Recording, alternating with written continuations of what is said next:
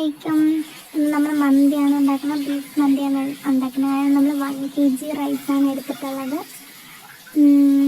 നമ്മൾ ബീഫ് മന്തിയാണ് ഉണ്ടാക്കുന്നത്. ഇതിനാദ്യം നമ്മൾ വെളുത്തുള്ളി ഇഞ്ചിയൊക്കെ അതെല്ലാം എടുത്ത് ആവശ്യമായിട്ടുള്ളത് എടുത്തിട്ട് അത് പേസ്റ്റ് ചെയ്തെടുക്കാം. അതിനിടയിൽ നമുക്ക് ബീഫ് കുറച്ച് മീജിനെല്ലാം ഇട്ടെടുത്ത് എന്നിട്ട് ബീഫെല്ലാം കഴുകി വൃത്തിയാക്കി എടുത്തിട്ടുണ്ട്.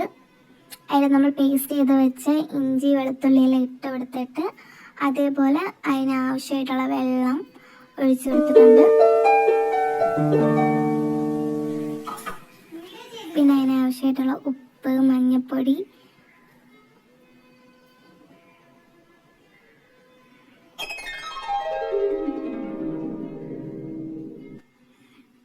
പെരിഞ്ജീരകപ്പൊടി എല്ലാം ഇട്ട് കൊടുത്തിട്ടുണ്ട്.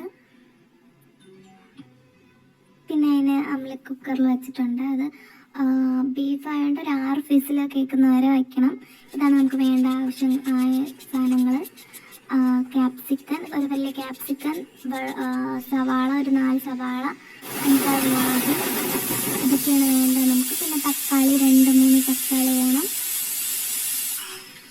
ഒരു ഫീസിലൊക്കെ കേട്ടു.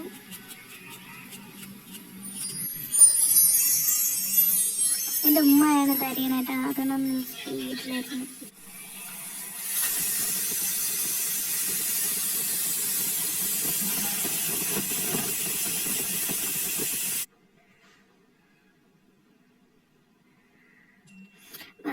വെള്ളം തിളച്ച് വരുമ്പോൾ അരി ഇട്ട് കൊടുക്കണം. എന്നിട്ട് സവാള ഇതെല്ലാം ഇട്ട് കിണ്ടി എടുത്തതിന് ശേഷം അത് ഒന്ന് വഴണ്ടതിന് ശേഷം ക്യാപ്സിക്കനും തക്കാളി എല്ലാം ഇട്ട് കൊടുക്കണം.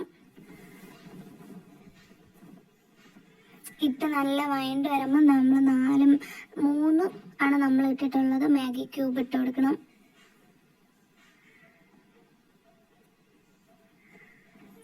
എന്നിട്ട് മല്ലിയില, കുരുമുളക് പൊടി, മല്ലിപ്പൊടി, കുരുമുളക് പൊടി, അങ്ങനെ വേണ്ടുള്ള പൊടിയൊക്കെ നമുക്ക് ഇട്ട് കൊടുക്കാം.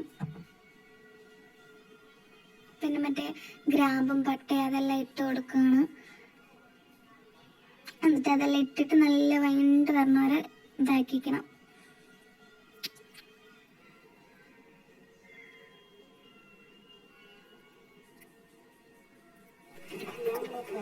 ഇതാണ് നമ്മുടെ നെബുവിൻ്റെ കൈ.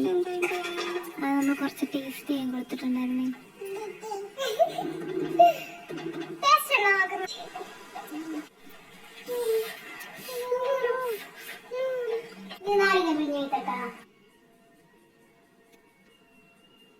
ഇങ്ങനെ തിളച്ച് വരെയാണ്. ഇങ്ങനെ ബീഫെല്ലാം ഇട്ട് കൊടുത്തിട്ട് തിളച്ച് വരുമ്പോഴത്തേക്ക് നമുക്ക് ഇതിട്ട് കൊടുക്കാം.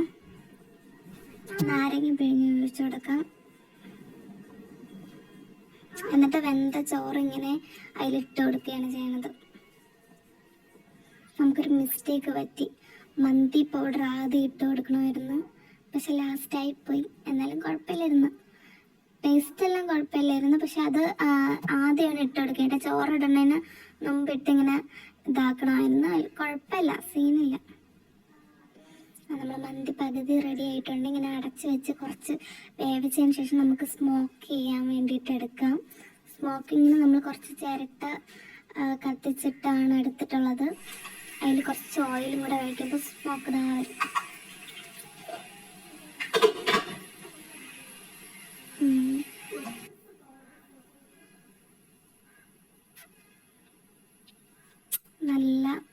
നല്ല സ്മെല്ലുണ്ട്. നമ്മൾ മന്തി റെഡി ആയിട്ടുണ്ട്.